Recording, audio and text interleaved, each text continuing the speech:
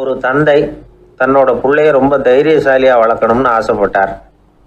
அதுக்காக அவனை கூப்பிட்டு உட்கார வச்சு இப்படி உபதேசம் பண்ணார். இதை பாருப்பா, நான் உன்னாட்டம் இருக்கிறப்போலாம் எதுக்கும் பயப்பட மாட்டேன், ரொம்ப துணிச்சலாக இருப்பேன். ஒரு நாள் ஒரு அப்பாவி எலிய ஒரு பூனை துரத்திட்டு ஓடிச்சு. நான் உடனே என்ன செஞ்சேன் தெரியுமா? அந்த பூனையை பிடிச்சேன், அது வாலில் ஒரு பட்டாசு சரத்தை கட்டினேன், கொளுத்தி விட்டேன், படபடன்னு வெடிக்க ஆரம்பிச்சுட்டு அது துள்ளிக்கிட்டு அங்கேயும் இங்கேயும் ஓடி இருக்கு பாரு ஓட்டம், ரொம்ப தமாஷு அப்படின்னார் அப்பா. இப்படி சொல்லிவிட்டு பையனை பார்த்து, இதை கேட்கறதுக்கு உனக்கும் துணிச்சல் வருதா? நான் என்னுடைய செயலை நீ கேட்குறப்போ உனக்கு துணிச்சல் வருதா அப்படின்னு கேட்டார். வருதுன்னா பையன். எப்படின்னா அப்படிங்கிற விவரத்தையும் சொன்னான் அவன். அதாவது எலியை விரட்டினத்துக்காக பூனை வாலில் பட்டாசு கொளுத்துனீங்க நீங்கள், பூனையை விரட்டினத்துக்காக உங்கள் கழுத்தில் பட்டாசு சரத்தை மாட்டினா என்னென்னு தோணுது எனக்கு அப்படின்னா பையன். பையனோட துணிச்சல் அப்பாவே நடுங்க வச்சுட்டுது. அது சரி, ஒரு அப்பா பிள்ளைக்கு இப்படியா உபதேசம் பண்ணுறது? எல்லாருக்கிட்டையும் அன்பாக பழகிறது எப்படி அப்படின்னு சொல்லி கொடுக்கணும். பிஞ்சு உள்ளங்களில் நஞ்சை தூவலாமா?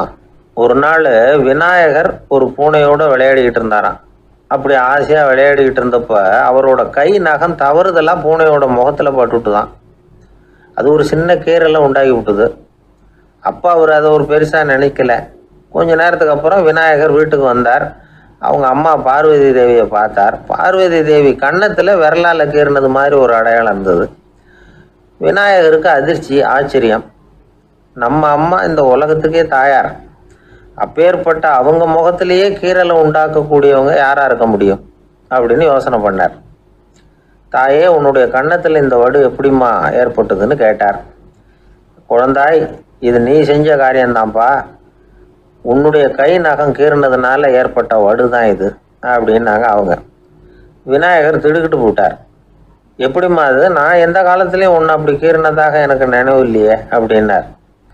இன்னைக்கு காலையில் ஒரு பூனையை கீறினதை நீ மறந்துட்டியா அப்படின்னாங்க அந்த அம்மா. விநாயகர் திகைச்சு போய் நின்னார். பார்வதி தேவி சொன்னாங்க, இதை பாருப்பா, இந்த உலகத்தில் இருக்கக்கூடிய எல்லா உயிர்கள்லேயும் நான் இருக்கிறேன், நான் தான் இந்த உலகமாக ஆகியிருக்கிறேன். ஆகையினால நீ யாரை துன்புறுத்தினாலும் அது உண்மையிலேயே என்ன துன்புறுத்தினதாக தான் வந்து முடியும் அப்படின்னாங்க. விநாயகர் மனசுக்குள்ளே ஒரு வெளிச்சம் ஏற்பட்டு தான். அதுக்கப்புறம் அவர் யாரையுமே கல்யாணம் பண்ணிக்காததுக்கு அதுதான் காரணமா. இந்த உலகத்தில் எல்லாரையும், இங்கே இருக்கிற எல்லாத்தையும் தாயின் வடிவமாக அவர் பார்க்க ஆரம்பிச்சிட்டாராம். குருதேவர் ராமகிருஷ்ணர் இந்த கதையை எடுத்து சொல்லியிருக்கிறார். நபிகள் நாயகம் ஒரு தடவை ஒரு நாற்காலியில் உட்காந்து என்னமோ யோசனை பண்ணிட்டு இருந்திருக்கிறார். அப்போ அவரோட உடையில ஒரு கீழ்ப்பகுதி தரையில் படிஞ்சு கிடந்திருக்குது. அங்கே விளையாடிக்கிட்டு இருந்த ஒரு பூனை அது மேலே வந்து படுத்து தூங்கி போயிடுச்சு.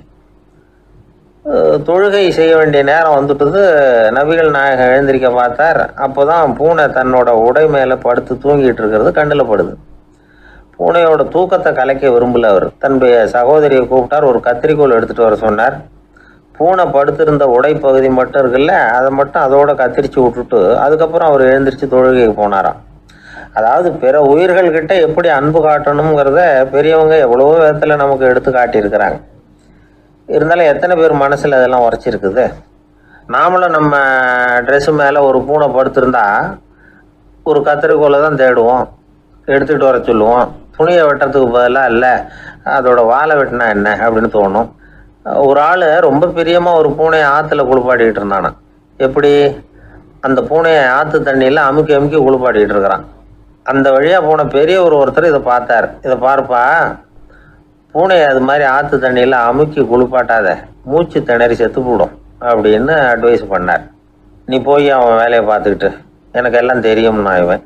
சரின்னு அவர் போயிட்டார். கொஞ்ச நேரம் கழித்து அவரே அந்த வழியாக திரும்பி வந்துக்கிட்டு இருந்தார். ஆற்றுல பூனையை குளிப்பாட்டிக்கிட்டு இருந்தவன் அழுதுகிட்டு உட்காந்துருக்கிறான். பக்கத்தில் அந்த பூனை செத்து கிடக்குது. இதை பார்த்தார் பெரியவர். நான் தான் அப்போவே சொன்னேனே அந்த பூனையை ஆற்றுல நினைக்காதேன்னு, அதை கேட்டிருந்தா இப்படி ஆயிருக்குமா அப்படின்னார். அந்த ஆள் கோபமாக இவரை முறைச்சி பார்த்தான். அட போய்யா, இந்த பூனை ஆற்றுல குளித்ததுனால ஒன்றும் செத்து போகல, குளித்ததுக்கு அப்புறம் அதோட உடம்பு ஈரமாக இருக்குதுன்னு அதை புழிஞ்சேன், அதனால தான் இப்படி ஆயிட்டுது அப்படின்னு நானா. உலகத்தில் எது எதுக்கும் ஆராய்ச்சி கூடங்கள் இருக்குது இல்லை, அது மாதிரி தூக்கத்தை பற்றி ஆராய்ச்சி பண்ணுறதுக்கு ஒரு ஆராய்ச்சி கூடம் இருக்குது. அப்படி ஆராய்ச்சி பண்ணணும்னா அதுக்கு மூழ்கிக்கிட்டு இருக்கணும்ல. அதனால தான் அந்த ஆராய்ச்சி கூட இங்கே இல்லை.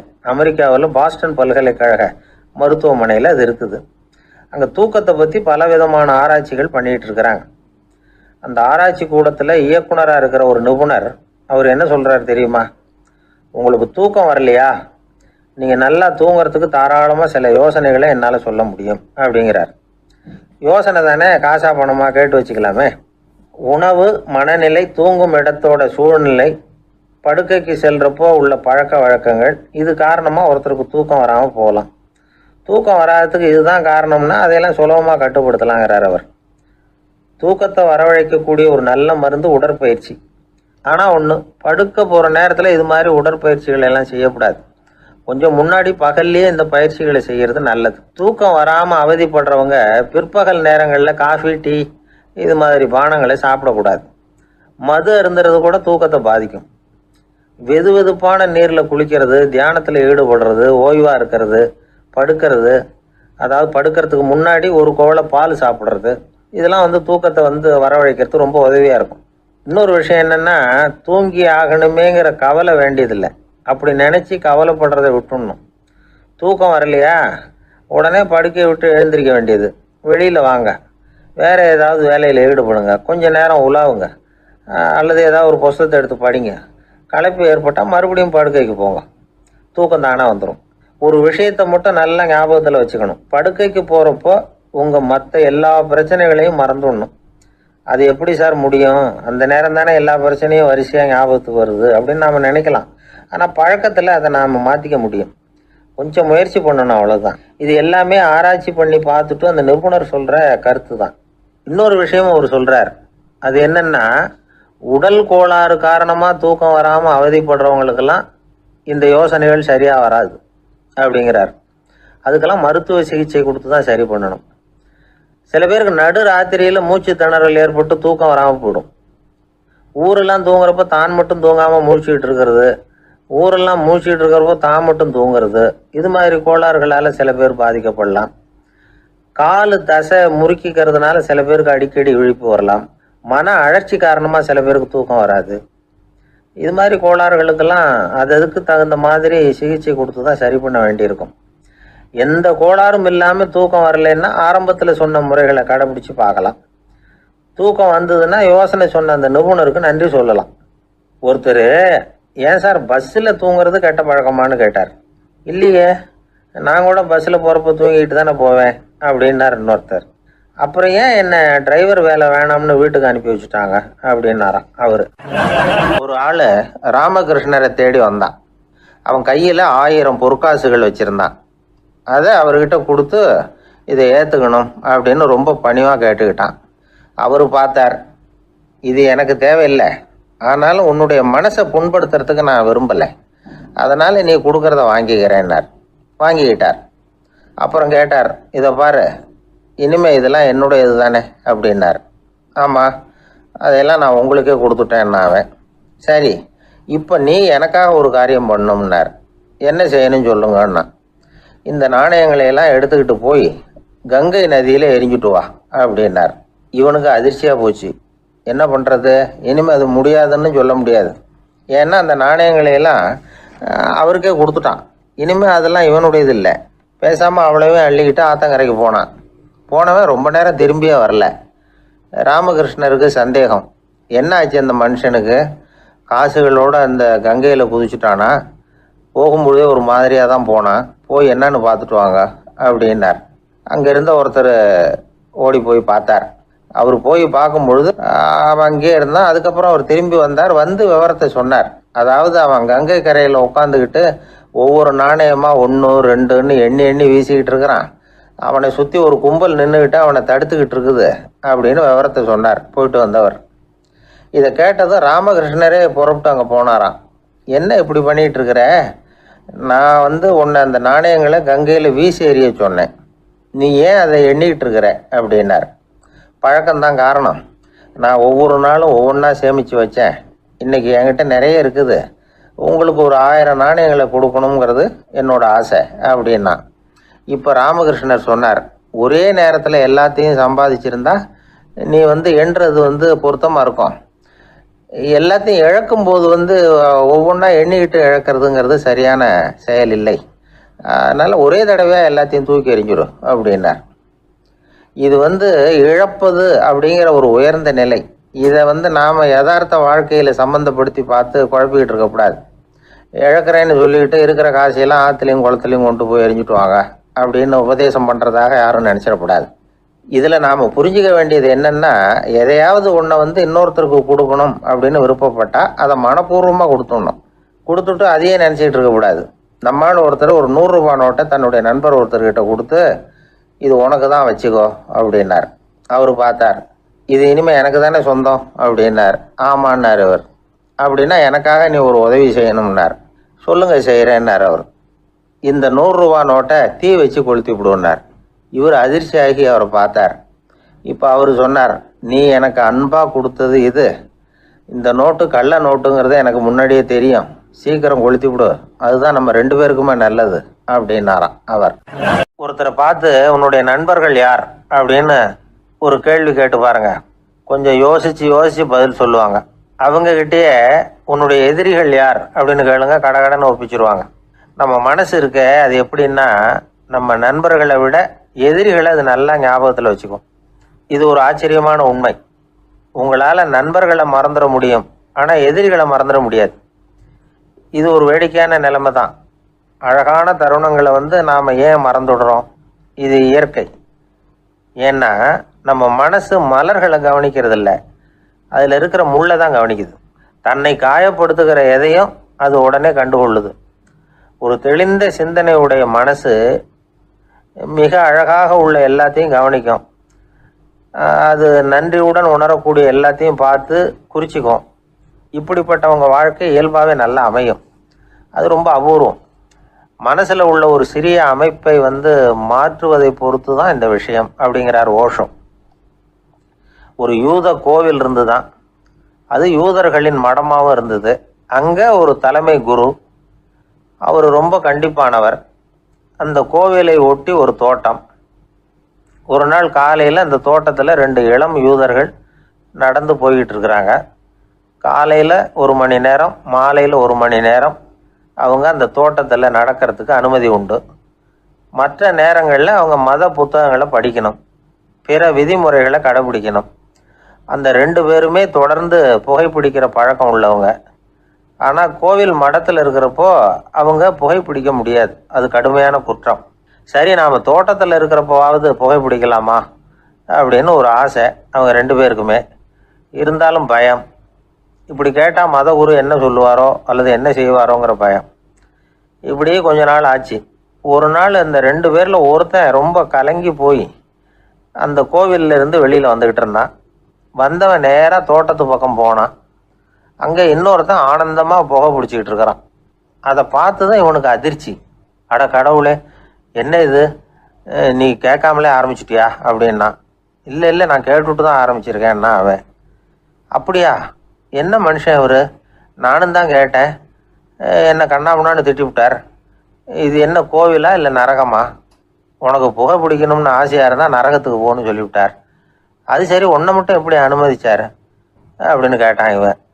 அவன் சிரிச்சுக்கிட்டே, நீ எப்படி கேட்ட சொல்லு அப்படின்னா. நாம் இந்த தோட்டத்துக்கு வர அனுமதிக்கப்பட்டிருக்கிறதே ஜபத்துக்காகத்தானே, அதனால் நான் ஜபம் சொல்லும் பொழுது புகை பிடிக்கலாமா அப்படின்னு கேட்டேன். அதுக்கு தான் அவர் சத்தம் போட்டு என்னை அடிக்கவே வந்துட்டார் அப்படின்னா இவன். நீ ஒரு மாதிரியாக கேட்டிருக்க, நான் வேற மாதிரியாக கேட்டிருக்கிறேன். ஜெபம் சொல்லும்போது புகை பிடிக்கலாமான்னு நீ கேட்டிருக்க.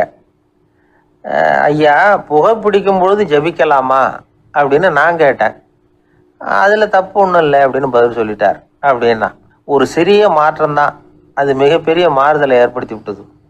மனசு நல்ல விதமாக சிந்திக்க ஆரம்பிச்சுட்டுதுன்னா மகிழ்ச்சிக்கு பஞ்சம் இல்லை. ஒரு கஞ்சன் ஆற்றுல விழுந்துட்டான், வெள்ளத்தில் தத்தடிச்சுக்கிட்டு இருக்கிறான். கரையில் நின்ன ஒருத்தர், உன் கையை கொண்டா இப்படி பிடிச்சி இழுத்து கரையில் சேர்த்து விடுறேன்னார். எதையும் கொடுத்து பழக்கம் இல்லாத அவன் கையையும் கொடுக்க மாட்டேன்னுட்டான். இவர் பார்த்தார், உன் கையை கொடுன்னு சொல்கிறதுக்கு பதிலாக நான் என் கையை கொடுக்குறேன் பிடிச்சிக்கோ அப்படின்னார். அவன் கப்புன்னு பிடிச்சிக்கிட்டான், இழுத்து கரையில் போட்டார். நம்மளை மாதிரி ஒரு ஆசாமி அவன் நம்மள மாதிரியே கற்பனை பண்ணான். அதாவது நாம தான் இந்த உலகத்துல ரொம்பவும் கஷ்டப்படுறோம், மற்றவங்க எல்லாம் சந்தோஷமா இருக்கிறாங்க அப்படின்னு அவன் நினைச்சுக்கிட்டான். அவன் ஒரு நாள் கடவுளை வேண்டிக்கிட்டானா, சுவாமி, இந்த உலகத்துல எவ்வளவோ பேர் இருக்கிறாங்க, ஒவ்வொருத்தருக்கும் ஒவ்வொரு விதமான கஷ்டம் இருக்கலாம், ஒத்துக்கிறேன். இருந்தாலும் எனக்கு அது கொஞ்சம் அதிகமா இருக்கிறது மாதிரி தெரியுது. அதனால நீங்க எனக்காக ஒரு சின்ன உதவி செஞ்சா போதும். அது வேற ஒண்ணும் இல்ல, என்கிட்ட இருக்கிற துயரங்களை இன்னொருத்தர் யாருகிட்டயாவது கொடுத்துருங்க, அவர்கிட்ட இருக்கிற துயரங்களை என்கிட்ட மாத்தி கொடுத்துருங்க. ஒரு மியூச்சுவல் டிரான்ஸ்பர், அவ்வளவுதான். அப்படி பண்ணிவிட்டா போதும் அப்படின்னு வேண்டிக்கிட்டானான். அன்னைக்கு ராத்திரியே அவன் ஒரு கனவு கண்டிருக்கான். வானத்தில இருந்து ஒரு குரல் கேட்டிருக்கு. அது என்ன சொல்லிச்சு தெரியுமா? ஏ ஜனங்களே, எல்லாரும் அவங்க கஷ்டங்களை ஒரு பையில போட்டு எடுத்துக்குங்க. அப்படி எடுத்துக்கிட்டு நேரா இந்த ஊர் எல்லையில இருக்கிற கோயிலுக்கு வந்து சேருங்க அப்படின்னு அந்த குரல். ஆஹா, கடவுள் நம்ம பிரார்த்தனைக்கு செவி சாய்ச்சுட்டார் அப்படின்னு சந்தோஷப்பட்டான் இவன். உடனே என்ன பண்ணான்? தன்கிட்ட இருந்த கஷ்டத்தை எல்லாம் ஒரு சாக்கு பையில போட்டு எடுத்துக்கிட்டான். வீட்டை விட்டு வெளியில வந்தான். தெருவுல இறங்கி நடக்கிறான். அங்க பார்த்தா ஏகப்பட்ட பேர் ஆளுக்கு ஒரு பைய தூக்கிக்கிட்டு கோயிலுக்கு போயிட்டு இருக்கிறாங்க. சில பேர் மூட்டையா கட்டி தலையில சுமந்துக்கிட்டு போயிட்டு இருக்கிறாங்க. இவன் பார்த்தான். இவனுக்கு ரொம்ப ஆச்சரியமா இருந்தது. ஏன்னா எல்லாரும் வச்சிருக்கிற பைய இவன் பைய விட பெருசா இருந்தது. இவன் பை தான் இருக்கிறதுலயே கொஞ்சம் சின்னதா தெரிஞ்சது. இப்ப அவன் மறுபடியும் சாமியை வேண்டிக்கிட்டான். கடவுளே, இப்ப உள்ள சூழ்நிலையை கவனிச்சா என்கிட்ட இருக்கிற பைய பரவாயில்லன்னு தோணுது. அதனால வேற பைய எதையும் மாத்த வேணாம், இதுவே பரவாயில்ல, இந்த பையோட திரும்பி வீட்டுக்கு போனா போதும்னு நினைக்கிறேன் அப்படின்னு ஏதோ நினைக்க ஆரம்பிச்சுட்டான் அவன். எல்லாரும் கோயிலுக்கு போய் சேர்ந்தாங்க. கோயில்ல அந்த குரல் மறுபடியும் கேட்டுது. எல்லாரும் அவங்கவுங்க பைகளை சோகத்துல தொங்க விடுங்க, திடீர்னு விளக்குகள் அணையும், மணி அடிக்கப்படும், அதுதான் அடையாளம். அந்த சமயத்துல இருட்டுல உங்களுக்கு வேண்டிய பைய நீங்க மாத்தி எடுத்துக்கலாம், தேர்ந்தெடுத்துக்கலாம்.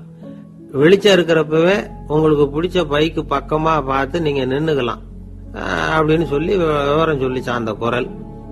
அப்படி சொன்னதுக்கு அப்புறம் திடீர்னு விளக்கு அணைஞ்சுது, மணி அடிச்சுது. கொஞ்ச நேரம் கழிச்சு மறுபடியும் விளக்குகள்லாம் எரிஞ்சுது. இப்போ பார்த்தா எல்லாரும் அவங்க பையையே கெட்டியா பிடிச்சிட்டு நிக்கிறாங்க. இவனும் அப்படியே நிக்கிறான். இவன் மெதுவா பக்கத்துல நிக்கிறவங்க கிட்ட கேட்டானா, ஏன் நீங்க பைய கையிலேயே வச்சிருக்கிறீங்க, செவுத்துல மாட்டலையா அப்படின்னு கேட்டிருக்கான். இல்லப்பா, நீ ஏன் கையிலேயே வச்சிருக்கிறியோ அதே காரணத்துக்காக தான் நாங்களும் வச்சிருக்கிறோம். நம்ம கவலைகளை பத்தி நமக்கு ஓரளவுக்காவது தெரியும்.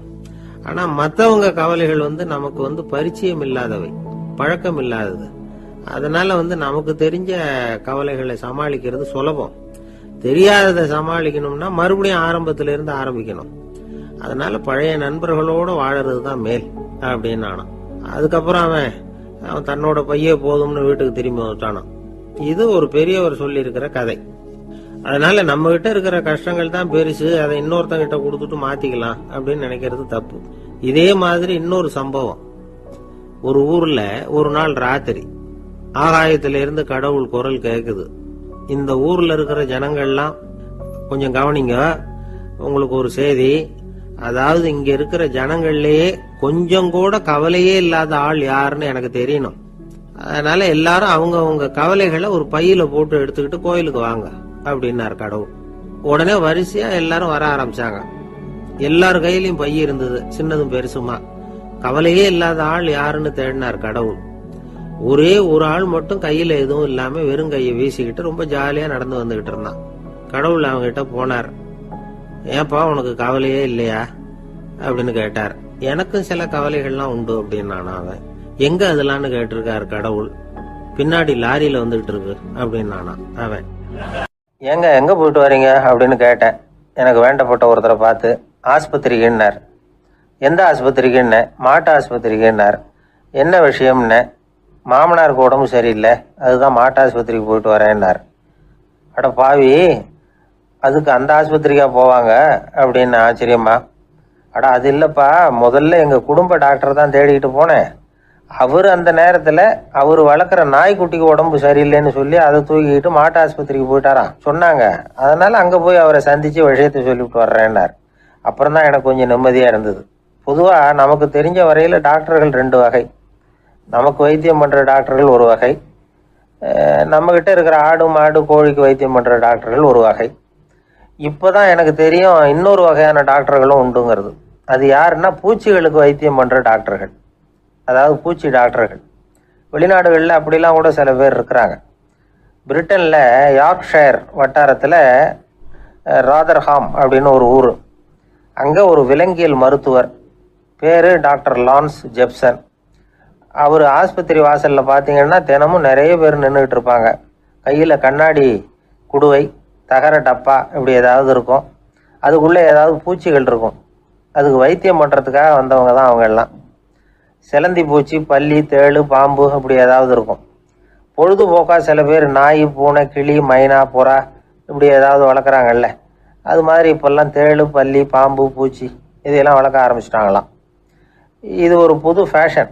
இப்போ கூண்டுக்குள்ளே டப்பாக்குள்ளே போட்டு வளர்க்குறது, அதுக்கு ஏதாவது நோய் வந்துட்டுதுன்னா வைத்தியம் பண்ணுறதுக்கு டாக்டர்கிட்ட வந்துட வேண்டியது, இப்படி இந்த பழக்கம்லாம் நிறையா வந்துட்டுது. ரத்தம் உறிஞ்சிற அட்டைகள் கூட இவங்ககிட்ட வைத்தியத்துக்கு வருதான். சிலந்திகளில் செங்கால் சிலந்தின்னு ஒரு வகை. மத்திய அமெரிக்க காடுகளில் இது அதிகம். சிலந்திகள்லேயே ரொம்ப விலை உசந்தது இந்த ரகம்தான். கால்களில் சிவப்பு கோடுகள் இருக்கும். இந்த இனம் இப்போ குறைஞ்சிக்கிட்டே வர்றதுனால சர்வதேச விதிகளின்படி இவற்றின் ஏற்றுமதி இறக்குமதிக்கு தடை விதிக்கப்பட்டிருக்குது. அதனால் இதை வளர்க்குறவங்க வீட்டுக்குள்ளேயே இனவிருத்தி மூலமாக பெருக்கி விற்பனை பண்ணிட்டு வராங்களாம். அந்த வகை சிலந்திகள் தான் இப்போ வைத்தியத்துக்கு அதிகமாக வருதான். சரி, இதுக்கெல்லாம் எப்படி வைத்தியம் பண்ணுறாங்க? முதல்ல அதை குளிர்பதன பெட்டியின் வழுவழுப்பான சுவரில் விட்ட உடனே அதெல்லாம் மெதுவாக இறங்கி வரும். அப்போ அதன் நோயை கண்டுபிடிக்கிறது சுலபம். அப்புறம் அதுக்கு கிருமிகளை கொல்லக்கூடிய மருந்துகளையோ வலி நிவாரண மருந்துகளையோ கொடுப்பாங்க. கால் உடைஞ்ச சிலந்திகளுக்கு பசையை கொண்டு ஆப்ரேஷன் பண்ணுவாங்க. சில சிலந்திகளுக்கு உடைஞ்ச காலை எடுத்துட்டா புதிய கால் வளர்ந்துடும். சிலந்திகளை மனிதர்கள் கையில் எடுக்கிறப்போ அது பயந்து போய் கீழே குதிக்குது. அதனால் கால் உடஞ்சி விடுது, இல்லைன்னா வயிறு சேதமடையுது. அந்த நிலைமையில் வர்ற சிலந்திகளுக்கு மயக்க மருந்து கொடுத்து ஆப்ரேஷன்லாம் கூட பண்ணுறாங்களாம். பார்த்தீங்களா பூச்சிகளுக்கு வந்த வாழ்வே? நம்ம ஊர்லேயும் வீடுகளில் பூச்சிகள் வளர்க்குறது உண்டு. ஒருத்தர் வந்தார், எனக்கு 3000 கரப்பாம்பூச்சி அவசரமாக தேவைப்படுது, எங்கே கிடைக்கும்னு கேட்டார். கரப்பாம்பூச்சியா? அது என்னத்துக்குன்னு கேட்டோம். அது வேற ஒன்றும் இல்லை, நான் குடியிருக்கிற வாடகை வீட்டை காலி பண்ண போகிறேன். வீட்டு சொந்தக்காரர் என்ன சொல்கிறாருன்னா, இந்த வீட்டுக்கு நான் குடி வந்தப்போ எப்படி இருந்ததோ அதே நிலைமையில் விட்டுட்டு போகணும்னு வீட்டுக்காரர் சொல்லியிருக்கிறார், அதனால தான் கேட்டேன் அப்படின்னார். அந்த காலத்தில் அண்ணாமலை ரெட்டியார்னு ஒருத்தர் இருந்தார். அவர் வெங்கனூர் அப்படிங்கிற கிராமத்தில் இருந்தார். அங்கேருந்து விருத்தாசலம் கோவிலுக்கு தவறாமல் போயிட்டு வந்துக்கிட்டு இருந்தார். இடையில் வெள்ளாறு, அதில் ஒரு சமயம் வெள்ளம் வந்துட்டுது. இவரால் போக முடியல. அதோட விளைவு வெங்கனூர்லேயே ஒரு கோவில் கட்டணும் அப்படின்னு முடிவு பண்ணார், சிவாலயம். அந்த சமயத்தில் வடநாட்டில் பஞ்சம். அதனால் அங்கே இருந்த பல சிற்பிகள் தென்னாட்டை நோக்கி வர ஆரம்பித்தாங்க. அவங்க வெங்கனூர் வழியாக வர்றது தெரிஞ்சதும் இவர் போய் பார்த்தார். இங்கே ஒரு கோவில் கட்டணும், அதுக்கு நீங்கள் உதவணும்னார். பஞ்ச காலத்தில் இப்படி ஒரு வாய்ப்பு கிடைச்சதில் அவங்களுக்கும் ரொம்ப மகிழ்ச்சி. உற்சாகத்தோடு ஒத்துக்கிட்டாங்க. ஆலய திருப்பணி ஆரம்பமாச்சு. அவங்களுக்கு வேண்டிய எல்லா வசதிகளையும் இவர் செஞ்சு கொடுத்தார். அவங்களுக்கு எந்த குறையும் இல்லாமல் பார்த்துக்கிட்டார். அது மட்டும் இல்லை, ஒவ்வொரு நாளும் அங்கே வருவார். உங்களுக்கு என்ன வேணும், எது வேணும்னு கேட்பார். ஏதாவது குறை இருந்தால் சொல்லுவாங்க, உடனே தீர்த்து வைப்பார். இவரும் கேட்பார், எந்த குறையாக இருந்தாலும் என்கிட்ட சொல்லுங்க அப்படின்னு சொல்லுவார். அதை தவிர இவராகவே கவனித்தும் அவங்களுக்கு என்னென்ன தேவைங்கிறத கண்டுபிடிச்சி அதையெல்லாம் கொடுத்துக்கிட்டு இருப்பார். என்ன தேவைன்னாலும் அதை நிறைவேற்றி வச்சுருவார். அந்த சிற்பிகளின் தலைவன் ஒருத்தன், அந்த ஆளுக்கு வெத்தலை பாக்கு போடுறது பழக்கம். இதை தெரிஞ்சுக்கிட்டு அதுக்காகவே ஒரு ஆளை ஏற்பாடு பண்ணார். வேணுங்கிறப்போலாம் நீ வெத்தலை சிவல் மடித்து கொடுக்க வேண்டியது உன் வேலை அப்படின்னு ஒருத்தனை ஏற்பாடு பண்ணிட்டார். இப்படியெல்லாம் செஞ்சதும் அவங்களுக்கும் ரொம்ப உற்சாகம். ரொம்ப பொறுப்பாக சிற்ப வேலைகளை செஞ்சுக்கிட்டு இருக்கிறாங்க. ஒரு நாள் என்னாச்சு தெரியுமா? அந்த சிற்பிகளின் தலைவன் ரொம்ப நுணுக்கமாக ஒரு வேலையை செஞ்சுக்கிட்டு இருக்கிறான். சாரம் போட்டு அது மேலே படுத்துக்கிட்டு அண்ணாந்து பார்த்து உச்சியில் நுணுக்கமான சிற்பங்களை உருவாக்கிக்கிட்டு இருக்கான். சிற்பியின் கவனம் செதறப்படாதுங்கிறதுனால இவர் மெதுவாக சத்தம் போடாமல் கிட்ட போய் நின்று அதை கவனிச்சுக்கிட்டு இருக்கிறார். அந்த சிற்பி வழக்கம் போல் வெத்தலை பாக்குக்காக இடது கையை கீழே நீட்டினான். அந்த சமயம் பார்த்து அவருக்கு தாம்பூலம் கொடுக்குறவன் அங்கே இல்லை, எங்கேயோ போயிருக்கிறான். அண்ணாமலை ரெட்டியார் என்ன பண்ணார் தெரியுமா? தனக்காக கொடுக்கப்பட்ட தாம்பூலத்தை வாங்கி சிற்பியின் கையில் கொடுக்குறார். அவன் வாங்கி போட்டுக்கிட்டான். இது என்ன இன்னைக்கு வெத்தலை சீவல் வேற மாதிரி இருக்குது, வாசனை தாம்பூலமாக இருக்குது அப்படின்னு யோசனை பண்ணிட்டு கீழே திரும்பி பார்க்குறார். பார்த்தா ரெட்டியார் மறுபடியும் சிற்பி கை நீட்டும் பொழுது கொடுக்கறதுக்காக தாம்பூலத்தை மடித்து வாங்கி வச்சுக்கிட்டு தயாராக நிற்கிறார். சிற்பிக்கு அதிர்ச்சி. உடனே பொத்துன்னு கீழே குதிச்சான். ஐயா, என்ன இது நீங்களா அப்படின்னா. இவர் சொன்னார், நான் ஒன்றும் தப்பு பண்ணலையே, உன்னுடைய கை புண்ணியம் செஞ்ச கை, கோயில் கட்டுற கை, அந்த கைக்கு தாம்பூலம் கொடுக்கறதுல என்ன தப்பு அப்படின்னாராம். ஏற்கனவே பஞ்சத்தில் அடிபட்டு வந்த எங்களை நீங்கள் ஆதரிச்சதே பெரிய விஷயம். இந்த செயல் என்னை ஒரு பெரிய கடனாளி ஆகிவிட்டுது. ஐயா, எங்களுக்கு உணவு உடை இதை மட்டும் நீங்கள் கொடுத்தா போதும், ஊதியம்னு எதுவும் வாங்க மாட்டோம் அப்படின்னு நானும். அந்த சிற்பி எவ்வளோ வற்புறுத்தியும் எதுவும் வாங்கிக்கலையாம். இந்த செய்தியை தமிழ் தாத்தா டாக்டர் ஊவேசா சொல்லியிருக்கிறார். அந்த காலத்தில் எப்படிப்பட்டவங்கெல்லாம் வாழ்ந்துருக்கிறாங்க பாருங்கள். இந்த காலத்தில் ஒருத்தர் கோவில் கட்டினார், வேலை செய்கிற எல்லாருக்கும் சாப்பாடு போடுவார். சிற்ப வேலை செஞ்சுட்டு சாப்பிட வர்ற ஒவ்வொருத்தர் கையையும் அன்பாக பிடிச்சி முத்தம் கொடுத்து உள்ளே அனுப்புவார். அந்த கைகளுக்கு நீங்கள் கொடுக்குற மரியாதையாது அப்படின்னு கேட்டாங்க. அது இல்லைங்க, ஏற்கனவே முதல் பந்தியில் சாப்பிட வந்தவன் மறுபடியும் வர்றானான்னு கண்டுபிடிக்கிறதுக்காக கையை பிடிச்சி மோந்து பார்க்குறேன் அப்படின்னாராம் அவர்.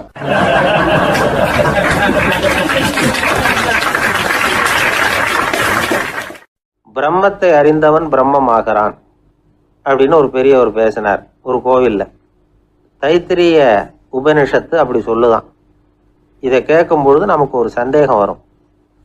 அது எப்படி பிரம்மத்தை அறிந்தவன் பிரம்மம் ஆகிறான்னா, சிங்கத்தை அறிந்தவன் சிங்கம் ஆகிறானா, தோசையை அறிந்தவன் தோசை ஆகிறானா? இப்படிப்பட்ட சந்தேகம் நமக்கு வர்றதுல ஒன்றும் ஆச்சரியம் இல்லை. இது இயற்கை. இதுக்கும் அந்த பெரியவரே பதில் சொல்றார். சிங்கம் வேற, நாம வேற. அதனால சிங்கத்தை அறிந்தவன் சிங்கம் ஆக மாட்டான். ஆனால் பிரம்மம் வேற, நாம வேற இல்லை. அதனால பிரம்மத்தை அறிந்தவன் பிரம்மமாகறான் அப்படிங்கிறது அவரோட விளக்கம். மனிதன் அவன்தான் தான் பிரம்மங்கிறது தெரியாதனால தான் அதை வேற எங்கேயோ தேடிட்டு இருக்கிறான். கடைசியில் அது தான் தாங்கிறது புரிஞ்சுக்கிற பொழுது அவன் பிரம்மம் ஆயிடுறான். இதை விளக்கிறதுக்கு ஒரு உபநிஷத்து கதையே இருக்கு. நமக்கு தெரிஞ்ச கதை தான், ஆனால் அதை வேற விதமான அர்த்தத்தில் விளையாட்டாக சொல்லிகிட்டு இருக்கிறோம். ஒரு சமயம் ஒரு 10 நண்பர்கள் ஒரு காட்டு வழியாக போய்கிட்டு இருக்கிறாங்க. குறுக்க ஒரு நதி, அதை கடந்து அடுத்த பக்கம் போகணும். எல்லாரும் ஒரு வழியாக கடந்து அடுத்த கரைக்கு போய் சேர்ந்துட்டாங்க. அங்கே போய் சேர்ந்ததுக்கு அப்புறம் எல்லாரும் பத்திரமா சேர்ந்துட்டோமா அப்படின்னு தெரிஞ்சுக்கிறதுக்காக எண்ணி பார்க்குறான் அந்த கூட்டத்து தலைவன். அவங்க மொத்தம் 10 பேர். ஆனால் அவன் எண்ணி பார்க்குறப்போ 9 தான் வருது. ஏன்னா அவன் தன்னை விட்டுவிட்டான். எதிரில் நிற்கிறவங்கள மட்டுமே எண்றான். ஐயோ 10வது ஆள் எங்கேங்கிறான், பதறான். சரி நீ இரு, நான் எண்ணி பார்க்குறேன்னு சொல்லிவிட்டு இன்னொருத்தன் எண்றான். அவனும் தன்னை விட்டுட்டு எண்றான். 9 தான் வருது. எல்லாரும் கொய்யோ முறையோன்னு கத்த ஆரம்பிச்சிட்டாங்க. அந்த சமயத்தில் ஒரு பெரியவர் அந்த பக்கமாக வர்றார். என்ன விஷயம்னு விசாரிக்கிறார். 10வது ஆள் 6 அடிச்சுட்டு போட்டுது அப்படின்னு சொல்லி இவங்க அழறாங்க. சரி அழாதீங்க அப்படின்னு சொல்லி அந்த தலைவனை பார்த்து இப்படி வாங்குறார். வர்றான். இப்போ எனக்கு முன்னாடி ஒரு தரம் எண்ணு பார்க்கலாம்ங்கிறார். 1 2 3ன்னு ஆரம்பித்து 9ல் முடிக்கிறான். உடனே பெரியவர் நீ தான் அந்த 10வது ஆள் அப்படிங்கிறார். இது உண்மை. நாம தான் அது. நாம தான் நம்மளை வேற எங்கேயோ தேடிட்டு இருக்கிறோம். நாம் எங்கேயோ தேடிட்டு இருக்கிறோமே, அந்த பிரம்மம் நாம தான். இப்படி ஒரு பெரிய உண்மையை விளக்கிறதுக்காக தான் அப்படி ஒரு கதை சொல்லப்பட்டது. ஆனால் அதை நாம் வேற விதமாக வேடிக்கையாக உபயோகப்படுத்திக்கிட்டு இருக்கிறோம். எப்படி தெரியுமா? ஒரு ஆத்தங்கரையில் ஒரு 10 பேர் முழிச்சுக்கிட்டே நின்றுக்கிட்டு இருந்தாங்களாம். அந்த பக்கமாக வந்த ஒருத்தன் ஏன் இப்படி முழிச்சுக்கிட்டு நிற்கிறீங்கன்னு கேட்டிருக்கிறான். எங்களுக்கு நீச்சல் தெரியாது, நாங்கள்லாம் அடுத்த கரைக்கு போய் சேரணும் அப்படின்னு நாங்களாம். சரி நான் கொண்டுட்டு போய் விடுறேன். எல்லாரும் அக்கறைக்கு போய் சேர்ந்த உடனே ஆளுக்கு ₹1 வீதமாக மொத்தம் ₹10 எனக்கு கொடுக்கணும் அப்படின்ட்டுருக்கான் இவன். சரின்னு ஒத்துக்கிட்டாங்க. இவன் ஒவ்வொருத்தராக கையை பிடிச்சி மெதுவாக ஆற்றுல இறக்கி அழைச்சிட்டு போயிட்டான். 9 பேரை கரை சேர்த்துட்டான். 10வது ஆள் பாதி ஆற்றுல போயிட்டு இருக்கிறப்போ திடீர்னு வெள்ளம் வந்துட்டுது. புடி நழுவி போச்சு. கையை விட்டுட்டான். வெள்ளம் அடிச்சுட்டு போட்டுது. அழைச்சிட்டு வந்தவன் நீச்சல் அடித்து தட்டு தடுமாறி கரைக்கு சேர்ந்துட்டான். கரையில் இருந்தவங்களுக்கு இந்த விஷயம் தெரியாது. இருந்தாலும் இவன் உடம்பு பூரா நனைஞ்சி கொஞ்சம் அதிகமாக மூச்சு வாங்க நின்றுக்கிட்டு இருந்தானா, ஏங்க ஏன் இப்படி மூச்சு வாங்குது, என்ன விஷயம் அப்படின்னு கேட்டாங்களாம். அதுக்கு இவன் கொஞ்சமாக அலட்டிக்காமல் சொன்னானா, வேற ஒன்றும் இல்லை, நீங்கள் கொடுக்க வேண்டிய ₹10ல் ₹1 குறைஞ்சி போச்சு அவ்வளவுதான் அப்படின்னானா. 1816 செப்டம்பர் மாதம் 11 பிரான்ஸ் தேசத்தில் உள்ள ஒரு மருத்துவமனை. அங்கே ஒரு இளம் டாக்டர் கொஞ்ச நாளைக்கு முன்னாடி தான் அந்த ஆஸ்பத்திரியில் புதுசாக வேலைக்கு சேர்ந்துருக்கிறார். அவர் பேர் ரெனே லெனக். அவர் அன்னைக்கு காலையில் அந்த மருத்துவமனையில் அப்படியே ரவுண்ட்ஸ் வந்துக்கிட்டு இருக்கிறார். வார்டில் ஒரு படுக்கையில் ஒரு இளம் பெண் படுத்திருக்கிறா. அந்த பொண்ணுக்கு இருதய நோயாக இருக்கலாம்ங்கிறது மற்ற டாக்டர்கள் சந்தேகம். அந்த காலத்துல எல்லாம் ஒருத்தருடைய இருதய துடிப்பை தெரிஞ்சுக்கணும்னா நோயாளியின் மார்பில் டாக்டர் காதை வச்சு பார்த்து தான் தெரிஞ்சுக்கிறது வழக்கம். ஆனால் இந்த பெண்ணும் இளம் பெண், அந்த டாக்டரும் புதுசாக சேர்ந்துருக்கிறவர். அதனால் பரிசோதனை பண்ண தயங்கினார். கொஞ்ச நேரம் யோசனை பண்ணார். திடீர்னு ஒரு ஞாபகம் வந்தது அவருக்கு. அதாவது அன்னைக்கு விடியற் காலையில் தோட்டத்தில் அப்படியே வாக்கிங் போயிட்டு இருந்தப்போ சின்ன பசங்கள்லாம் ஒரு மரக்கட்டையை வச்சு விளையாடிக்கிட்டு இருந்தாங்களாம். அதை அவர் பார்த்துருக்கிறார். அது என்ன விளையாட்டுனா, ஒரு நீளமான மரப்பலகை, அதில் ஒரு முனையில் ஒரு பையன் தன்னுடைய காதை வச்சுக்கிட்டு இருக்கிறான். மறுமுனையில் இன்னொரு பையன் அந்த மரப்பலகையை ஒரு ஆணியால் கீறிக்கிட்டு இருக்கிறான். ஒரு முனையில் ஆணியால் கீறும் பொழுது மறுமுனையில் காதை வச்சிருக்கிற பையனுக்கு அந்த சத்தம் துல்லியமாக கேட்குது. அந்த டாக்டருக்கு காலையில் பார்த்த இந்த விளையாட்டு ஞாபகத்துக்கு வந்துட்டுது. உடனே என்ன பண்ணார் தெரியுமா? ஒரு நீளமான காகிதத்தை எடுத்தார். அதை அப்படியே உருளை மாதிரி உருட்டினார். ஒரு முனையை அந்த நோயாளியின் மார்பில் இடது பக்கம் வச்சார்.